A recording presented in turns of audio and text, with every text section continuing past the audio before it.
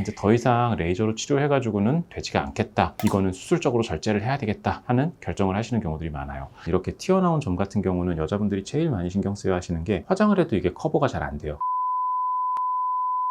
그렇게 되면은 환자분들이 느끼시는 만족도가 훨씬 커지게 되죠. 안녕하세요. 건강보험 수술 이야기를 쉽게 설명드리는 연화성형외과 이민영 원장입니다. 상처나 수술 부위를 봉합하고 실밥까지 뽑고 나면은 많은 분들이 치료가 끝났다 이렇게 생각하세요. 그런데 실제로는 실밥을 뽑은 다음부터 흉터가 어떻게 남는지 본격적으로 지켜봐야 하는 경우들이 많습니다. 환자분들도 이런 질문을 정말 많이 하세요. 원장님, 실밥 뽑았는데 왜 아직도 빨갛죠? 이 흉터는 레이저로 좋아질까요? 다시 이거 수술해야 되는 흉터는 아닐까요? 봉합 흉터는 무조건 레이저가 답도 아니고 무조건 다시 째서 수술하는 게 답도 아닙니다. 흉터의 붉은기, 폭, 방향, 피부가 당기는 정도, 그리고 흉터가 생긴 시기에 따라서 치료 방법들이 달라질 수 있습니다. 오늘은 제가 직접 치료한 봉합 흉터 케이스들을 함께 보면서 어떤 경우는 레이저 치료가 더 적합했는지, 어떤 경우는 흉터 제거 수술로 다시 정리하는 게 나았는지, 그리고 이런 흉터 치료가 단순 미용이 아니라 치료 목적의 진료로 설명될 수도 있는 경우는 어떤 것인지 쉽게 말씀드리도록 하겠습니다. 첫 번째 케이스입니다. 이분 같은 경우는 그냥 겉으로 보셨을 때는 뭐 여드름 난 거 아닌가? 이렇게 생각하실 수도 있을 것 같아요. 근데 자세히 보시면은 위치 자체가 입 근처에 튀어나온 점이거든요. 원래부터 이 정도로 색깔이 없었던 점은 아니고 원래는 색깔이 있었던, 그쵸? 까만 점이었던 거죠. 그 점을 이제 레이저를 이용을 해서 제거하는 식으로 여러 번에 걸쳐서 좀 치료를 받으셨어요. 근데 일반적으로 이렇게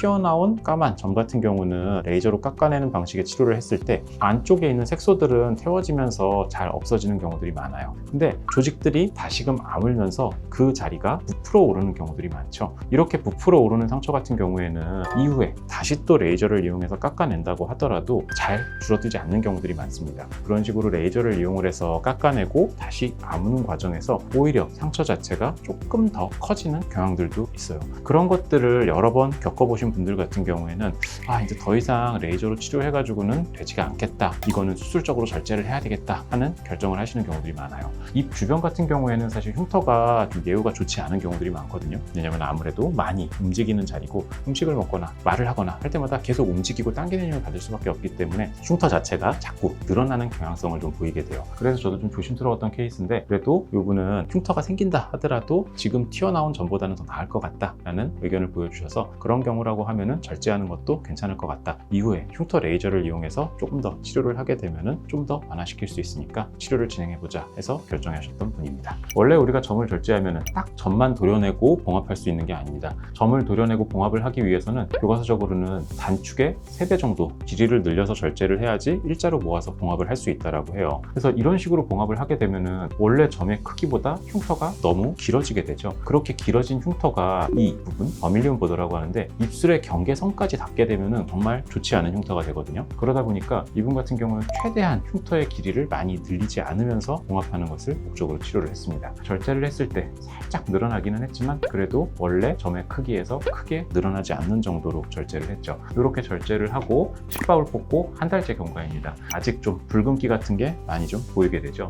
그리고 이렇게 하얗게 보이는 게 이제 겉에서 봉합한 실밥들은 다 제거를 했지만 안쪽에 녹는 실로 봉합한 부분들이 실이 녹으면서 이렇게 겉으로 좀 노출되는 경우들이 있어요. 그게 지금 보이고 있죠. 이렇게 한 달째 내연하신 정도에서 흉터 레이저 치료를 시작을 하게 되고요. 흉터 레이저 치료는 붉은기를 없애기 위한 레이저, 이 부분 경계를 조금 흐릿하게 만들기 위한 레이저, 전체적인 재생을 위한 레이저, 이렇게 구성이 되고요. 이렇게 레이저 치료를 하면서 2달째 경과, 3달째 경과, 4달째 경과, 이렇게 흉터 레이저 치료를 반복적으로 하게 되면은 붉은기도 전체적으로 많이 좀 줄어들고 경계 부분들도 흐릿해지면서 전체적인 흉터가 많이 개선되는 것을 볼 수 있습니다. 처음 상태에서는 이렇게 튀어나온 점 같은 경우는 여자분들이 제일 많이 신경 쓰여 하시는 게 화장을 해도 이게 커버가 잘 안 돼요. 화장을 한다 하더라도 이 부위가 계속 튀어나와 보이고 신경이 쓰이게 되는데, 이 정도로 피부 자체가 평평해진 정도를 만들어주게 되면은 메이크업으로 커버하게 되면은 보여지는 부분이 거의 적어지게 될 거예요. 그렇게 되면은 환자분들이 느끼시는 만족도가 훨씬 커지게 되죠.